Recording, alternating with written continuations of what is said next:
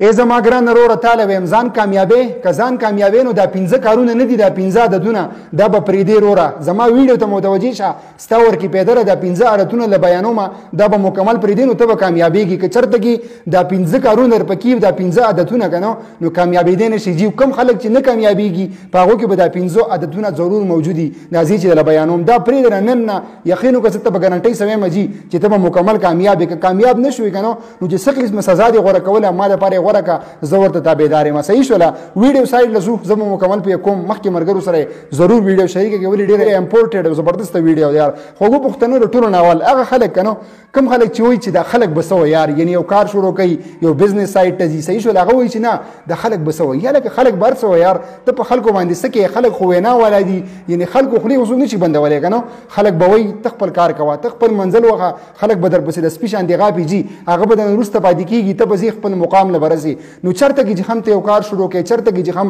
ته یو بزنس سایټ ته ځې که نه ته کامیابۍ سایټ ته ځي نو ته به دا نه وایې چې خلک به څه وایي خلک به وایي لګیا دي خپل کار کوه ښه په خپل کار کې زبردست او قوتداره اوسېږه جي یقین وکړه ته به کامیابې صحیح شوله نمبر 2 یعنې په دویم نمبر وایي زما موډ نه دی جي وایي نن مې موډ خراب دی نن مې طبیعت خراب دی نن دا کار نشم کولی نه جي طبیعت هر څه به ته ریلیکس کوې طبیعت به خو ته برابرې په هر کار کې به ته ځان ریلیکس کوې جي هغه کار که ستا له پیدې کاري که نو ته به ورکې ځان ریلیکس کوې نو ته مخ په وړاندې باندې ځي که ته اوس یو بزنس سایټ ته تللی یو کاروبار کې او ته وایې چې هلکه زما موډ نه دی زما موډ نن کار نه کوي جو بس کار د نظم نه جي دا خبره په زول ده ته به موډ برابرې ته به خپل کار روزګار له ځي ته به خپل ځان باندې فوکس ساتې صحیح شوله درېم نمبر باندې خوږو پښتنو دی که نو وایي زما نه نه کېږي جي وایي زما نه دا کار نه کېږي لکه ورورستانه ولې نه کېږي یار داسې یو کار به وي چې هغه به انسان نه شي کولی هر کار انسان کولی شي خو هغو نه سټرګل هغو نه محنت هغو نه مخې ته سټرګل غواړي جي یعنې ته به مخې ته پرمختګ کې الله پاک به تا ضرور کامیابوي جي الله پاک وایي ته محنت وکړه زه به درکړم صحیح شوله ته به محنت کې یو ځل به راولوېږې 2 ځل به راولوېږې په لسم ځل خو به ته خپل سټیج ته ورسې که نه ضرور به رسې صحیح شوله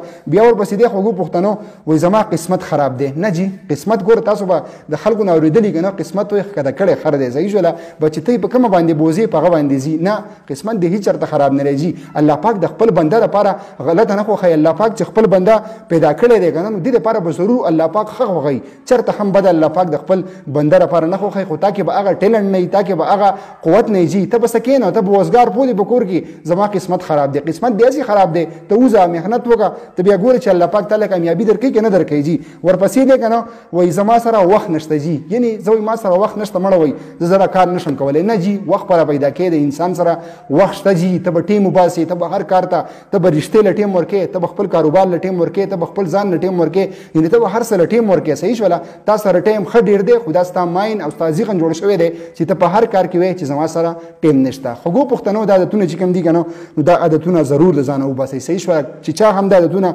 د ځان نه ویستلي دي یقین وکړئ هغه سړی نه دی هغه د ورځ نه دویم ورځ ته هغه د کامیابۍ په سټیج باندې رسېدلی دی ډېره زیاته مننه جي ملګرو سره ضرور ویډیو شریکه کوئ تر بلې ویډیو پورې ما د راکړئ اجازت